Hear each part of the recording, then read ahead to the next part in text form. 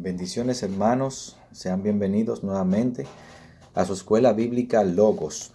Vamos a continuar con el estudio que hemos estado haciendo del libro de Génesis para que podamos aprender más de la palabra del Señor. Hay muchas cosas importantes en la Biblia que Dios nos muestra, que Dios nos enseña a través de diferentes libros, para que así podamos tener la revelación de su palabra y podamos profundizar en ella y conocer más de Dios y de los propósitos del Señor para nuestras vidas. Amén. Vamos a continuar con el capítulo 3 del libro de Génesis. En esta ocasión vamos a estar hablando acerca de la tentación y la caída del hombre.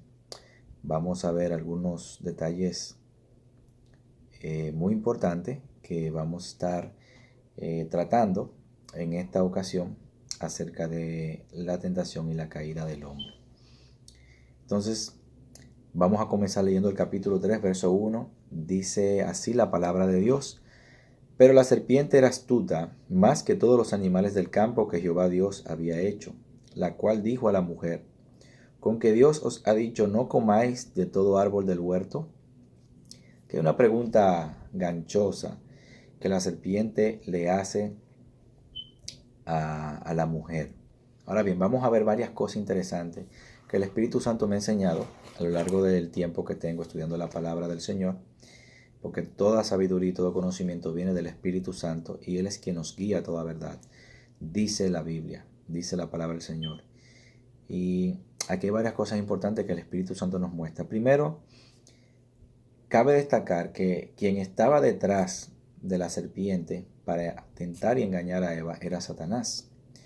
¿Cómo yo lo sé? Bueno, si nos vamos a 2 de Corintios, capítulo 11, verso 3,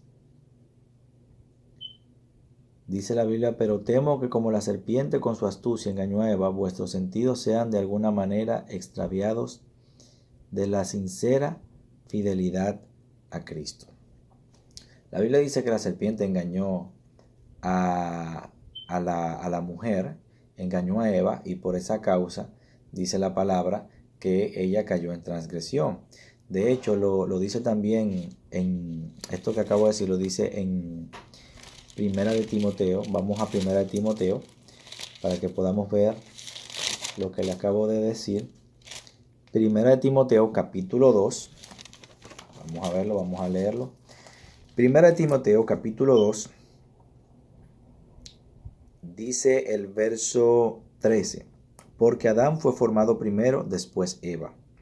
Y Adán no fue engañado, sino que la mujer, siendo engañada, incurrió en transgresión. O sea, la mujer fue engañada, obviamente, por la serpiente. Ya lo vimos en 2 Corintios capítulo 11, verso 3. Ahora, ¿cómo yo sé que la serpiente era un instrumento de Satanás?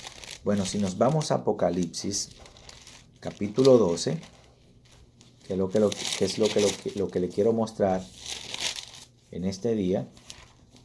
Apocalipsis capítulo 12. Vamos a buscar el versículo 9 del capítulo 12. Dice: Y fue lanzado fuera el gran dragón, la serpiente antigua, que se llama Diablo y Satanás, el cual engaña al mundo entero, y fue arrojado a la tierra, y sus ángeles fueron arrojados con él. Aquí a Satanás se le llama, aparte de todos los nombres que él recibe, la serpiente antigua. Y esto de la serpiente antigua es uno de los títulos con los cuales la Biblia designa al engañador, a Satanás, por cuanto él usó la serpiente en el huerto del Edén para engañar a Eva y así hacer caer al hombre y destruir la humanidad y hacer que pecaran contra Dios para destituirlo de la gloria de Dios y del plan y el propósito que Dios tenía trazado para la humanidad. O sea, este fue el plan de Satanás. Obviamente Satanás quería recuperar lo que alguna vez tuvo, quería recuperar el control de la tierra, quería recuperar el dominio y el control que una vez tuvo. Recuerden que en los videos anteriores tratamos esto acerca de de la vida de Satanás antes de su caída. ¿Quién era él? ¿Dónde estaba? ¿Cómo era su dominio, su reino, su imperio? Y cómo bajo la dirección de Dios él gobernaba la tierra y cómo todas estas cosas tuvieron evidentemente tuvieron lugar dentro de lo que es la tierra y dentro de lo que fueron hechos y acontecimientos históricos que pasaron antes de la creación de Adán y Eva. Luego de su caída, entonces, el dominio y el gobierno pasan a ser evidentemente administrados por el hombre, por Adán, la nueva raza, la raza humana que Dios había creado a su imagen y su semejanza, la cual evidentemente Dios los había creado para que gobernaran la tierra, la guardasen, la pusieran a producir y la subyugaran. Pero evidentemente Satanás ideó un plan para engañar a la mujer y hacer caer al hombre y así hacer que estos dos seres creados por Dios pecaran y recuperar lo que él tenía en una época, lo que él en una época fue de él o en lo que en una época estuvo bajo su control, bajo su mando. Entonces, vamos a ver qué nos enseña la palabra de Dios. Hay quienes piensan como que era imposible que la serpiente hablara. Hay quienes piensan que la serpiente hablaba. De hecho, yo he escuchado personas que dicen, no, porque en los tiempos antiguos, antes de la caída de Adán y Eva, los animales hablaban, o la serpiente hablaba. No hay datos bíblicos que enseñen que los animales hablaban antes de la caída de Adán y Eva. No hay ningún dato bíblico que lo avale y que lo afirme. Simplemente menciona que la serpiente habló y habló directamente con Eva. Ahora bien, no hay ningún dato bíblico ni histórico que diga que antes de la caída de Adán y Eva los animales hablaban. De hecho, si eso hubiese sido posible, pues tendrían que hablar hoy en día, pero ninguno de ellos hablan, emiten diferentes tipos de sonidos de acuerdo a su especie. O sea que esa idea yo no la comparto. Se los digo porque puede darse el caso de que alguno de ustedes lo haya escuchado o puede que lo oiga más adelante. Pero bíblicamente no hay ningún versículo bíblico ni hay ninguna parte de la Biblia que lo confirme y que lo avale y que lo justifique. Entonces es importante que ustedes sepan eso para que, ¿verdad?, tengamos el conocimiento correcto de las cosas. Ahora bien, la serpiente habló. No significa que la serpiente hablaba. Vamos a ver algo importante e interesante que la Biblia nos muestra. Antes de yo leer nuevamente el versículo 1 del capítulo 3, me voy a ir a otro texto que vemos en la Biblia que está en Números. Números capítulo 22. Voy a leer desde el versículo 26 para que usted me entienda lo que yo voy a decir a continuación. Esta historia es acerca del profeta Balaam. Prácticamente todo el mundo que es cristiano conoce al profeta Balaam, que fue un profeta que fue contratado por un rey cananeo para que maldijera a Israel, para que maldijera al pueblo de Israel y así entonces los israelitas cayeran derrotados delante de este rey cananeo. Sin embargo, Dios, en su infinita sabiduría y soberanía, hizo que el profeta cambiara la maldición por bendición. Es decir, en vez de permitir que el profeta maldijera a Israel, hizo que el profeta bendijera a Israel. Entonces, en una de estas, vamos a decir, en uno de estos sucesos, de estos eventos, cuando el profeta es visitado por el Señor y se le aparece el Señor para impedir que el profeta maldijera a Israel, dice la Biblia que el ángel de Jehová apareció delante del profeta, pero el profeta no lo veía. Quien lo veía era el asna, o sea, la burra del profeta, porque este profeta se transportaba en una burra o un asna, como también se conoce. Entonces, la burra fue la que tuvo la capacidad de ver al ángel de Jehová, pero el profeta no, porque el profeta tenía sus ojos espirituales cerrados. Sin embargo, la burra tenía aparentemente los ojos bien abiertos y pudo ver el ángel de Jehová cuando éste estaba enfrente a ella, y para evitarlo entonces se echó a un extremo del camino. Pero el ángel de Jehová entonces siempre se dirigía hacia donde se dirigía la burra o el asna. Pero cuando ésta veía que el ángel de Jehová se movía, entonces se movía para el lado contrario. Y el ángel de Jehová venía y se movía hacia el lugar donde estaba el asna, hacia donde cogía. De modo que la tenía acorralada para que ya fuera a la derecha o a la izquierda, la burra no avanzara y así el profeta no pudiera continuar con su propósito de maldecir a Israel. Entonces, voy a leer el verso 26 del capítulo 22 de Números. Dice: y el ángel de Jehová pasó más allá y se puso en una angostura donde no había camino para apartarse ni a derecha ni a izquierda. Y viendo el asna, el ángel de Jehová se echó debajo de Balaán, y Balaán se enojó y azotó al asna con un palo. O sea, el asna se echó, o sea, se recostó en el suelo, porque no tenía para dónde ir, ni para la derecha ni para la izquierda, entonces se tumbó, como dicen. Entonces Balaán se enojó con ella al ver esta situación y agarró un palo y comenzó a darle golpe al animal. Entonces, dice el verso 28, entonces Jehová abrió la boca al asna, la cual dijo a Balaán: ¿qué te he hecho que me has azotado estas 3 veces? Y Balaán respondió al asna: ¿por qué te has burlado de mí? Ojalá tuviera espada en mi mano, que ahora te mataría. Y el asna dijo a Balaán: ¿no soy yo tu asna? Sobre mí has cabalgado desde que tú me tienes hasta este día. ¿He acostumbrado a hacerlo así contigo? Y él respondió: no. Entonces Jehová abrió los ojos de Balaán y vio al ángel de Jehová, que estaba en el camino, y tenía su espada desnuda en su mano. Y Balaán hizo reverencia y se inclinó sobre su rostro. O sea, esto es un tema bastante interesante, porque vemos que Jehová abrió la boca del asna para que hablara. O sea, Dios tiene poder para hacer, evidentemente, que un animal pueda articular palabras y pueda hablar. Hay gente que dice: no, porque hay animales que hablan actualmente, por ejemplo la cotorra, la cacatúa, el loro gris y esos tipos de animales así, que son aves exóticas, que son domesticadas, se tienen en la casa, ¿verdad? Como mascota, y pueden hablar. O el cuervo, por ejemplo. No es que pueden hablar, ellos articulan palabra de lo que escuchan. Cuando escuchan un sonido varias veces, repetidamente, ellos lo graban y lo repiten, pero no es que tienen la capacidad de hablar, como en este caso, que esta burra o esta asna habló, intercambió palabras con el profeta y de una manera inteligente, porque incluso le dice el verso 30: y le dijo el asna a Balaán: ¿no soy yo tu asna? Sobre mí has cabalgado desde que tú me tienes hasta este día. Miren qué interesante. O sea, la burra se acordaba desde el comienzo, cuando comenzó a trabajar para Balaán, hasta ese momento.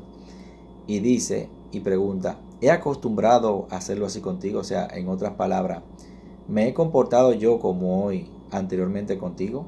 Y el profeta le responde: no. O sea, de alguna forma Dios hizo que esta burra hablara y que articulara palabras, no que repitiera sonido, porque obviamente no estamos hablando de eso, estamos hablando de que la burra habló literalmente, así como yo estoy hablando delante de usted. Lo único que yo no soy un burro, pero Dios permitió que la burra, que el asna pudiera hablar y pudiera tener una conversación con el profeta. O sea, es posible de que bajo el poder sobrenatural de Dios, un animal obviamente pueda hablar y pueda articular e intercambiar palabras con un ser humano. Lo que me sorprende a mí es que la Biblia no dice que el profeta se sorprendió. Eso es lo que me llama la atención, que el profeta nunca se sorprendió del hecho de que una burra le hablara.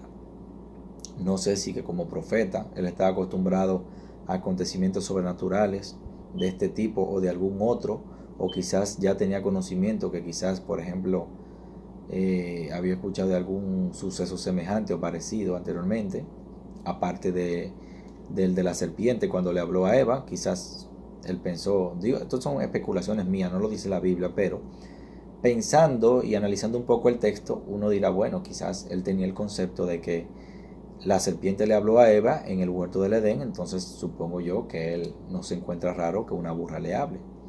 Pero bueno, recuerden que estamos hablando de gente en cuyos tiempos eran para ellos normales tener muchas manifestaciones sobrenaturales de Dios, de ángeles, de cosas como estas, de que Dios le hablara, de escuchar la voz audible de Dios, porque en este tiempo no existía la Biblia como tal, no existía este libro como tal. todavía no se había escrito la Biblia así como la tenemos en este formato y de esta forma, obviamente. Existían escritos en cuero de cabra que habían sido evidentemente bien guardados para enseñarlo, ¿verdad?, a las demás generaciones. Sin embargo, una Biblia así como esta no existía. Entonces Dios utilizaba hablarle audiblemente a las personas, o por medio de sueños, o por medio de visiones, o permitía que se le aparecieran ángeles. O sea, en aquel entonces había mucha manifestación sobrenatural y muchas veces la gente veía esto como algo normal. ¿Me entienden? Entonces, por esto quizás el profeta no se sorprende. Esto es algo que la Biblia nos revela, pero es posible que sea por dicha causa. Entonces, continuando con la enseñanza, vemos que es posible que un animal hable a través del poder sobrenatural de Dios, o en este caso, Satanás, que es un ángel caído, tiene poder. De eso no hay duda. No podemos ignorar las maquinaciones de Satanás. Entonces, dice la Biblia, había utilizado la serpiente como un medio, como un canal de cómo dirigirse hacia la mujer, con el objetivo de engañarla. Ahora, ¿por qué se dirige a la mujer? Porque él sabe que la mujer es más vulnerable que el hombre. Él sabe que la mujer es más susceptible que el hombre, porque Satanás es astuto y analiza todas las cosas. Él sabía que llegando a la mujer iba a llegar al hombre. Era más fácil para él tentar a la mujer o engañar a la mujer en este caso primero, porque él sabía que engañándola a ella iba a hacer que el hombre solito cayera. Entonces vamos a ver qué dice la Biblia. Pero la serpiente era astuta. Punto número 1. Lo que Satanás vio para usar a la serpiente era su astucia. De todos los animales que Dios había hecho, que Dios había creado en el campo, la serpiente tenía una cualidad que ningún otro animal poseía, y era su sagacidad, su astucia, su inteligencia, su perspicacia. Era un animal bastante escurridizo, pero bastante listo, bastante inteligente. Y fue una de las cosas que Satanás observó en este animal para utilizarlo como instrumento y así poder llegar a Eva. Si utiliza el avestruz, se le va a pique la tentación y no llega a ninguna parte, porque de todos los animales, el más bruto de todos es el avestruz. Pero él vio obviamente que en la serpiente había una ventaja y una sabiduría y una inteligencia superior y una sagacidad. Y entonces él aprovechó esto para entonces llevar a cabo su ataque y poder entonces así provocar la caída de la raza humana. Entonces, aquí le hace la pregunta ganchosa, la pregunta perniciosa a Eva para crear una semilla de duda, una semilla de incertidumbre y de curiosidad en ella. Él le pregunta, ¿con qué Dios os ha dicho, no comáis de todo árbol del huerto? Y aquí hay algo importante. Note que la serpiente no dice con que Jehová Dios ha dicho, no dice Jehová Dios, sino dice con que Dios os ha dicho. O sea, Dios, recuerden que es el nombre Elohim en hebreo, que significa Dios, se traduce como Dios. Puede significar dioses, pero en este caso, en este contexto, se refiere al Dios Todopoderoso, al Señor. Y Elohim es una palabra hebrea que designa a Dios como el Creador. De esta forma es que los ángeles conocen a Dios. Los ángeles del cielo conocen a Dios como Elohim, como el Dios creador, porque obviamente fueron creados por él. Los ángeles fueron creados por el Señor, por Dios. Y cuando Dios los crea, se les revela a los ángeles con este nombre, Elohim. Por eso dice la Biblia muchas veces, en muchos textos, por ejemplo, como en Job, como en los Salmos, los hijos de Dios. Eso en hebreo se traduce como Benai Ha Elohim, o los hijos de Elohim, que son los hijos de Dios, porque Dios se reveló a los ángeles con el nombre de Elohim. ¿Para qué? Para que ellos lo reconocieran a él, obviamente como el Dios creador. Y este es el concepto que ellos tienen de él como tal, porque él es el creador. Y ellos vieron incluso la creación de la tierra y del hombre y de la mujer y de los animales que Dios creó cuando recreó la tierra, después de la caída de Lucifer. Entonces, Lucifer mismo lo conoce a él, a Dios, como Elohim, aunque evidentemente él sabe el nombre del Señor como Jesús, el Salvador, Pero obviamente en este contexto, porque estamos hablando ya después de la creación del hombre y la mujer, todavía en este contexto Jesús no se había manifestado. En este contexto, él menciona a Dios como Elohim, lo menciona como Elohim, dando a entender que él lo conoce a él como el Dios creador. Entonces, dice: con que Dios os ha dicho, no comáis de todo árbol del huerto. Entonces aquí está la pregunta. En primer lugar, Dios no le dijo al hombre y la mujer que no comieran de todo árbol del huerto, sino que no comieran solamente del árbol de la ciencia del bien y del mal. Entonces es importante saber esto porque Satanás dice una verdad, pero a medias. O sea, él dice una verdad, pero la dice a medias, con el objetivo de confundir y engañar, con el objetivo de distorsionar las cosas. Dice la Biblia que él es padre de mentiras. Obviamente él es el padre de mentiras. Él habla mentiras desde el principio. Ahora bien, muchas veces él habla la verdad, pero detrás de esa verdad hay una pizca de mentira, y al final al cabo es una mentira, pero lo hace con el objetivo de confundir y engañar. ¿Me entienden?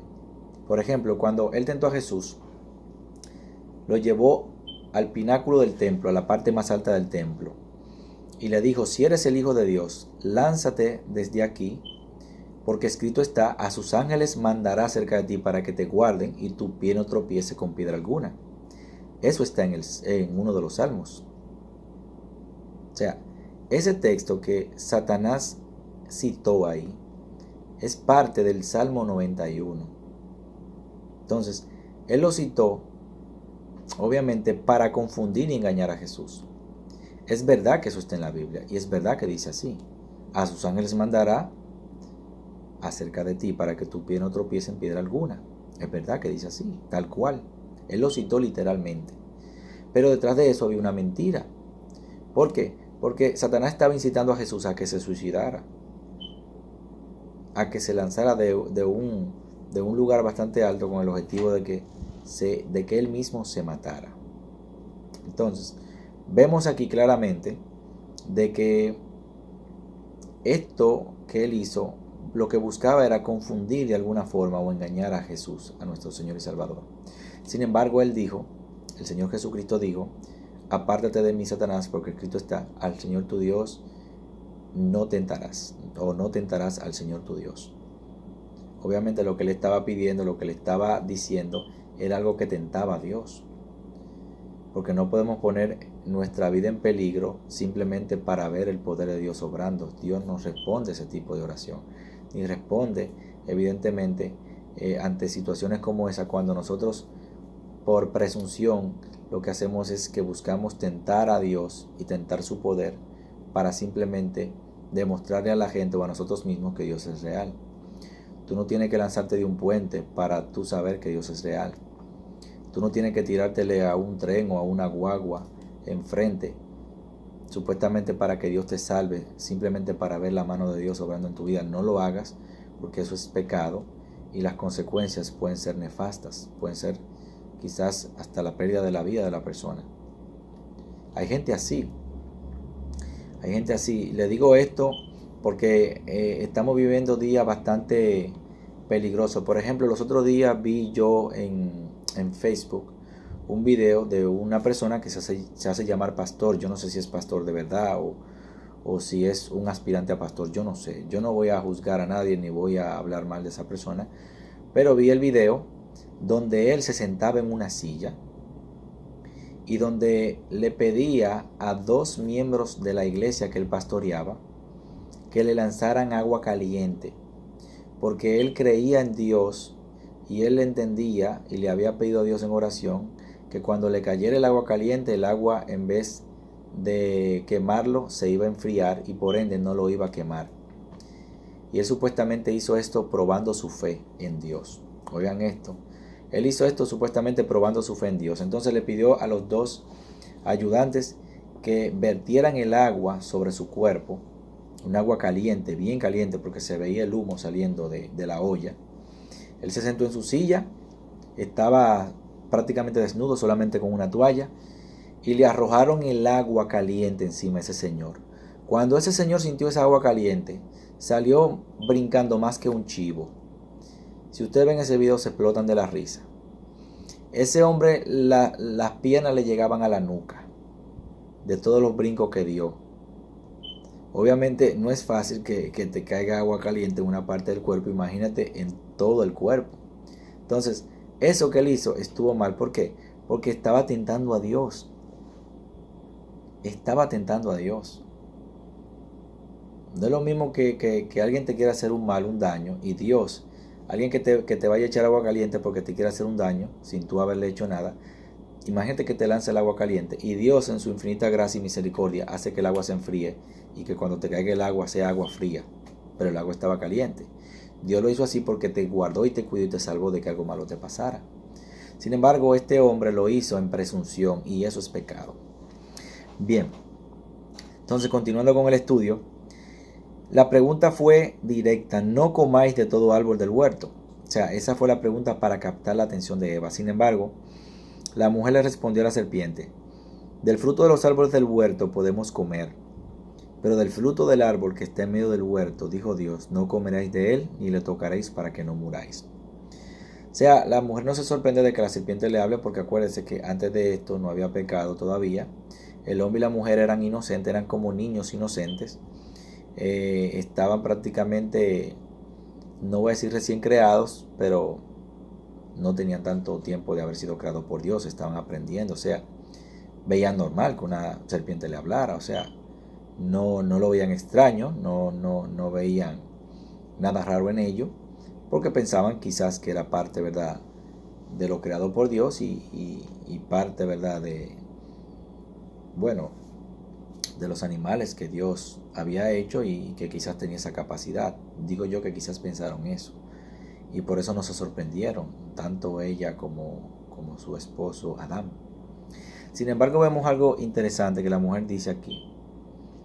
Dice: del fruto del árbol que está en medio del huerto, dijo Dios, no comeréis de él ni le tocaréis. ¿Cuál fruto estaba en medio del huerto del Edén? Habían dos árboles en medio del huerto del Edén, que está en el capítulo 2 de Génesis. Vamos a ver verso 9. Dice: y Jehová Dios hizo nacer de la tierra todo árbol delicioso a la vista y bueno para comer, también el árbol de vida en medio del huerto. El árbol de vida en medio del huerto y el árbol de la ciencia del bien y del mal. O sea, el árbol de vida estaba en medio del huerto y el árbol de la ciencia del bien y del mal también estaba en el huerto, en medio del huerto. Ambos árboles estaban en medio del huerto. Entonces, primero Dios puso el árbol de vida, porque como decía en un video anterior, Dios no desea la muerte de nadie, sino que todo el mundo tenga vida, que todo el mundo viva. El hombre no era inmortal en el huerto del Edén. El hombre no moría porque estaba en la presencia de Dios y por ende no moría, no envejecía, no se deterioraba. Pero no significa que fuera inmortal, podía morir. Dios puso ese árbol ahí, el árbol de vida, porque si pasaba la prueba, si obedecía a Dios y no comía del árbol que Dios le había dicho que no comiera, el próximo paso sería que comiera del árbol de la vida, que era un símbolo de Cristo. Ese árbol de vida que estaba en medio del huerto era un símbolo de Jesucristo. No que era Jesucristo, no, sino que era un símbolo que representaba a Jesucristo. Porque la Biblia dice que Jesucristo es el camino, la verdad y la vida. También dice la Biblia en otro texto de los evangelios de que en él estaba la vida y la vida era la luz de los hombres. O sea, eso está en el libro de Juan capítulo 1. O sea, Jesús es la vida eterna. Entonces, este árbol de vida representaba a Jesucristo. Entonces, era plan y propósito de Dios que si el hombre pasaba la prueba y obedecía su palabra, el hombre entonces comiera del árbol de vida, tanto él como su esposa, y vivieran para siempre. Sin embargo, cuando pecan, ocurre lo contrario. Dios permite o manda que sean sacados del huerto del Edén para que ambos no coman del árbol de la vida y vivieran para siempre en pecado, y fuera peor la ruina y el daño. Entonces, vemos que la mujer le responde que del fruto del árbol que esté en medio del huerto, dijo Dios, no comeréis de él ni le tocaréis para que no muráis.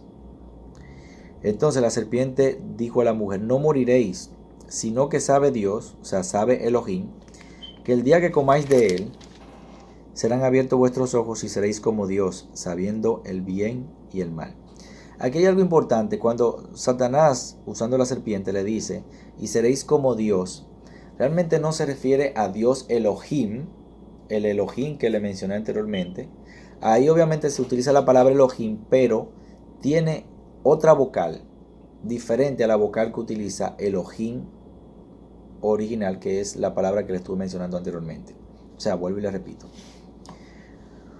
Cuando Satanás dice aquí seréis como Dios, no se refiere a que serán como Dios el Señor, no, sino que se refiere a que ellos serían dioses. La palabra aquí que él está utilizando es: y seréis como Elohim, en otras palabras, y seréis como dioses, sabiendo el bien y el mal. Obviamente a Satanás no le interesa que el hombre sea como Dios, que sea como Jesucristo, no le interesa eso, todo lo contrario. Satanás lo que quiere es que el hombre sea independiente de Dios para él poder esclavizarlo y poder subyugarlo. Entonces la palabra que se utiliza aquí es Elohim también, igual que la palabra Elohim que se utiliza para Dios, para referirse a Dios el Señor, el Creador.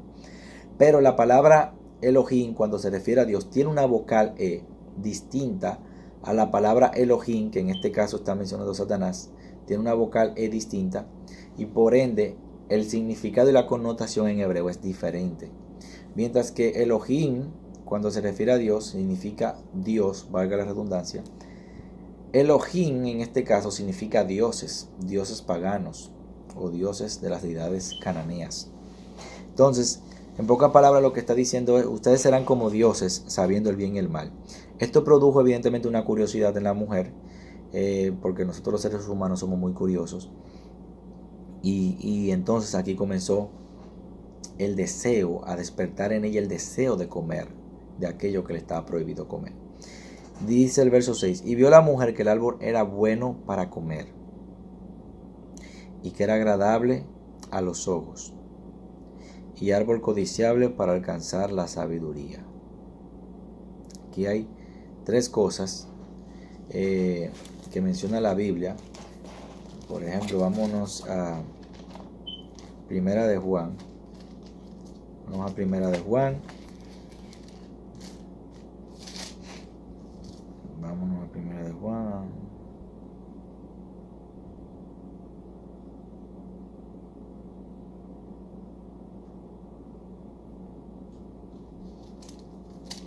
Vamos a buscar un versículo.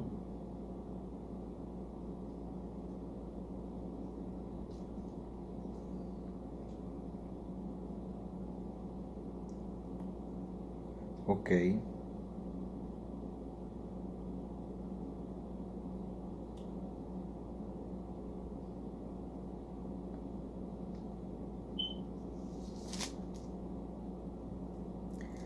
Ok.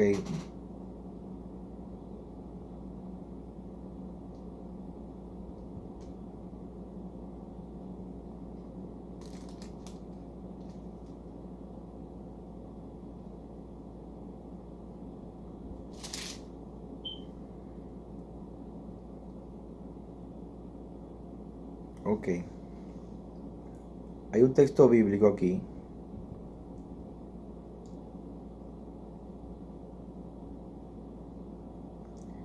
Hay un texto bíblico aquí en Primera de Juan que dice que si alguno ama al mundo, el amor del Padre no está en él. Porque los deseos de los ojos, la vanagloria de la vida y los deseos de la carne no provienen del Padre, sino del mundo. Y el mundo pasa y sus deseos, pero el que hace la voluntad de Dios permanece para siempre. Esto es un texto que vemos en la Biblia. Duré un poquito buscándolo porque esta Biblia tiene la letra un poquito bastante pequeñas. Son bastante pequeñas estas letras de esta Biblia. Me gusta más usar mi Biblia grande, que es esta, la que utilizo básicamente para darle los estudios bíblicos. Tiene la letra un poquito más grande Pero me gusta más esta, pero decidí hacerlo en aquella para no quitar Génesis capítulo 3, que lo tengo aquí ya marcado. Pero la Biblia dice que los deseos de los ojos, la vanagloria de la vida y los deseos de la carne, evidentemente no provienen del Padre, sino que provienen del mundo. Y el mundo pasa y sus deseos, pero el que hace la voluntad de Dios permanece para siempre. Entonces aquí en esta tentación vemos que precisamente de esas tres cosas está siendo tentada Eva por la serpiente. Los deseos de la carne. Por eso dice el verso 6, y vio la mujer que el árbol era bueno para comer. Y vio la mujer que el árbol era bueno para comer. Ahí está hablando de los deseos de la carne, porque ella vio y codició, deseó. Su carne, su deseo interno fue comer del árbol. De hecho, se dice que el árbol de la ciencia del bien y del mal era un árbol precioso, uno de los árboles más lindos del huerto del Edén. Y no era una manzana su fruto. La Biblia no dice qué tipo de fruto tenía. La Biblia no lo describe, no lo especifica. Pero no era una manzana. Eso de la manzana lo ponen las películas de Hollywood. No sé por qué, no sé de dónde lo sacan, pero la Biblia no dice qué tipo de fruto era. Hay otros libros extrabíblicos que sí dicen qué tipo de fruto era, pero tampoco mencionan que fuese una manzana. Es otro tipo de fruto distinto, que ni siquiera se da en los países de Latinoamérica, se da en Israel. Vemos también en el verso 6 que dice, y que era agradable a los ojos. Esto es los deseos de los ojos. El deseo de codiciar lo que nuestros ojos ven, lo que nuestros ojos perciben, el deseo de codiciar eso. Son tentaciones que vienen a través de la vista, a través de lo que vemos. Y árbol codiciable para alcanzar la sabiduría. Esto es la vanagloria de la vida. Estas tres cosas básicamente es la que pasa el creyente y cualquier persona en la vida, aunque no sea cristiana, continuamente cuando es tentado. Tres aspectos: los deseos de la carne, los deseos de los ojos y la vanagloria de la vida. Tres cosas en las cuales somos tentados: en la carne, nuestros apetitos y deseos; los deseos de los ojos, lo que vemos, lo que percibimos, que lo queremos tener, codiciar, desear. La Biblia dice que los ojos nunca se sacian. Y la vanagloria de la vida. Siempre estamos detrás del poder, siempre estamos detrás de la grandeza, siempre estamos detrás de quizás de alcanzar metas y cosas, que no es malo alcanzar metas, no es malo proponerse alcanzar cosas en el Señor, en tu vida personal. Eso no es malo, eso es de Dios. Esa es la voluntad de Dios, de que nos superemos y de que seamos mejores cristianos y mejores personas día a día. Pero esto no puede ser la prioridad de nuestra vida. Lo primero debe ser Dios. Si en algún momento dejamos a Dios de lado, entonces las cosas no van a salir bien. Y debemos arrepentirnos y volvernos a Dios, para que sea Dios quien tome el control de nuestra vida, para que esto no tome en nuestro corazón el lugar que le corresponde a Dios. Por eso es que Dios no es egoísta, pero por eso es que Dios dice que Él debe ser el primero en nuestro corazón, para que ninguna cosa vaya a tomar nuestro corazón y el lugar que le corresponde a Él. Amén. Entonces, la vanagloria de la vida consiste en querer siempre alcanzar cosas en esta vida y hacer de eso un Dios. Por ejemplo, el deseo de fama. ¿Para qué querer ser famoso? Tú quieres ser famoso para glorificar a Cristo, para que seas conocido y su palabra sea llevada a los rincones más lejanos de la tierra, o simplemente por orgullo personal, por orgullo propio. Simplemente por ser conocido, para dar autógrafo, para tirarte fotos con la gente, selfie, o simplemente para salir en el video. O sea, si es ese el propósito, realmente déjame decirte que estás lejos de lo que es el corazón y el plan de Dios para tu vida. Y es importante que te enfoques y que le pidas al Señor, porque no es malo ser famoso. El problema está en el enfoque y la actitud con la cual lo hacemos y para lo cual lo queremos. Entonces, continuando con el estudio, y tomó de su fruto y comió. O sea, la mujer tomó del fruto y comió, y dio también a su marido, el cual comió así como ella. O sea, la mujer le dio del fruto y Adán, mansito, fue y comió y también desobedeció al Señor. Entonces fueron abiertos los ojos de ambos y conocieron que estaban desnudos. O sea, hasta ese momento el hombre y la mujer eran inocentes, eran como dos niños inocentes. Hasta ese momento ellos conocían, vamos a decir, el bien en un sentido, porque para tú diferenciar entre el bien y el mal, tú tienes que conocer a ambos, tienes que conocer lo bueno y lo malo. Tú no puedes saber qué es el bien y no puedes saber qué es el mal si tú no has experimentado ambas cosas. Me explico. En este caso ellos no sabían, antes de que comieran el fruto del árbol, ellos no sabían qué era el mal.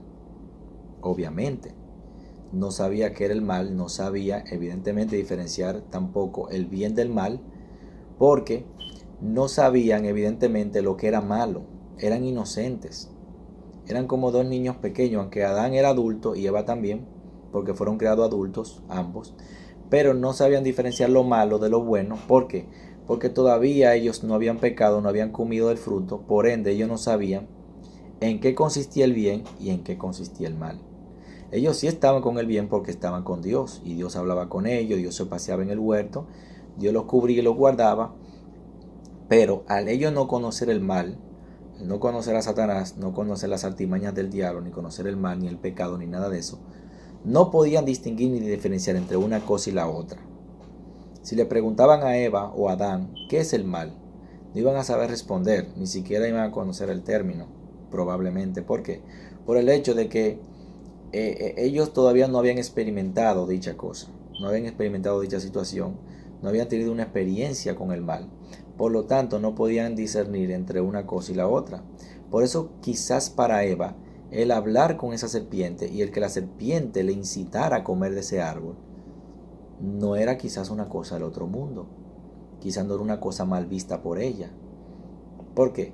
Por el hecho de que ella no sabía distinguir en ese momento entre el bien y el mal, entre lo bueno y lo malo. Por eso fue engañada más fácil. Hoy en día, por ejemplo, usted y yo sabemos qué es lo bueno y qué es lo malo. Obviamente, ya usted tiene un conocimiento. Si a usted, por ejemplo, le ofrecen drogas, usted sabe las consecuencias que le puede traer el consumir drogas si usted las rechaza. ¿Me entiende? O sea, o si a usted le piden hacer algo indebido, usted sabe que eso le puede traer consecuencias serias a su vida espiritual, a su vida personal, y usted lo reprende, lo rechaza. Pero imagínese que usted no conociera absolutamente nada de eso, de lo que es el mal, y le dicen que haga algo. Usted fácilmente puede caer, o yo, cualquiera. ¿Por qué? Porque no sabemos que lo que se nos está pidiendo puede traer consecuencias negativas. Hasta este punto, Adán y Eva no conocían las consecuencias que le iban a traer el hecho de que ellos comieran ese árbol. Ellos sabían que iban a morir porque Dios le había dicho, si tú comes de ese árbol, ciertamente vas a morir. Dios le había dicho, el día que coman de ese árbol, del fruto de ese árbol, ciertamente morirán. Pero una cosa es que te lo digan y otra cosa es que tú lo experimentes. Una cosa es, por ejemplo, que a ti te digan, oye, si sigues caminando por ahí, te vas a caer en el hoyo. Y otra cosa es que tú, por desobediente, te caigas en el hoyo. No es lo mismo experimentarlo que oírlo. ¿Cuántas veces a nosotros no nos dicen una cosa? No hagas esto, que te va a ocurrir tal cosa. Principalmente nuestros padres. Nuestros padres muchas veces, se lo digo por experiencia personal, porque a mí muchas veces mi papá y mi mamá me dijeron, no hagas esto, no hagas aquello. Y yo iba y lo hacía. Me lo decían, pero yo no tenía el conocimiento de las consecuencias que eso me iba a traer a mí hasta que experimentaba la situación. Cuando yo experimentaba la situación, que desobedecía, que venía la consecuencia sobre mi vida y veía lo grave del asunto, entonces ahí yo entendía el por qué mi papá y mi mamá me decían a mí, no hagas esto, no hagas aquello. Porque ya ellos tenían una experiencia previa, ya ellos habían pasado por ahí, ya ellos habían vivido eso y sabían las consecuencias que eso iba a traer y querían evitármelas a mí. Porque son mis padres y me aman y quieren lo mejor para mí. Pero como yo no la había vivido, yo escuchaba que ellos me decían, no hagas esto, no hagas aquello. ¿Y qué pasaba conmigo? Eso despertaba una curiosidad grande en mi vida, de saber el por qué me decían a mí, no hagas aquello, no hagas lo otro. Y al despertar esa curiosidad en mi vida, entonces yo hacía aquello que me habían prohibido, aquello que me decían no lo hagas, yo lo hacía. a sabiendas de que obviamente me iba a ir mal porque estaba desobedeciendo. Ya de por sí yo sabía que estaba desobedeciendo y que me iba a venir una consecuencia por eso. Pero no sabía la dimensión de la consecuencia. Era más que una pela o más que un castigo. Eran consecuencias graves porque dependiendo del tipo de pecado son las consecuencias, ¿verdad? Pero es importante tener esto claro. ¿Para qué? Para que no vayamos nosotros a hacer cosas indebidas sin medir las consecuencias de nuestras faltas. En este caso, Adán y Eva no midieron las consecuencias o no conocían la dimensión de las consecuencias que iban a traer, no solamente sobre ellos, sino sobre todo el género humano, porque hoy en día estamos pagando las consecuencias, valga la redundancia, de lo que ellos hicieron, de la decisión que tomaron en aquel tiempo. Cuando decidieron desobedecer a Dios, entonces toda la maldición y la muerte y el pecado entró a la humanidad. Y hoy en día estamos pagando las consecuencias del pecado de Adán y Eva. Pero gloria a Dios por Jesucristo, que es nuestro Salvador y nuestro Señor, y es quien nos redime y nos libra de la maldición, del pecado y de la muerte eterna, de aquel error fatal que cometieron Adán y Eva. O sea, todo tiene consecuencia en esta vida. El pecado tiene consecuencia y la paga del pecado es muerte. Entonces, vemos que las acciones que tomamos tienen consecuencias dependiendo del tipo de acción que se cometa. Ahora, muchas veces no sabemos la dimensión de las consecuencias hasta que vivimos la situación. Hay situaciones que son irreversibles, humanamente hablando, y hay situaciones que uno las comete, vienen situaciones, ¿verdad?, fuertes por esa decisión que uno tomó, pero son reversibles, se pueden arreglar. Pero hay otras que no, humanamente. Sin embargo, nada es imposible para Dios. O sea, te digo con esto que si tú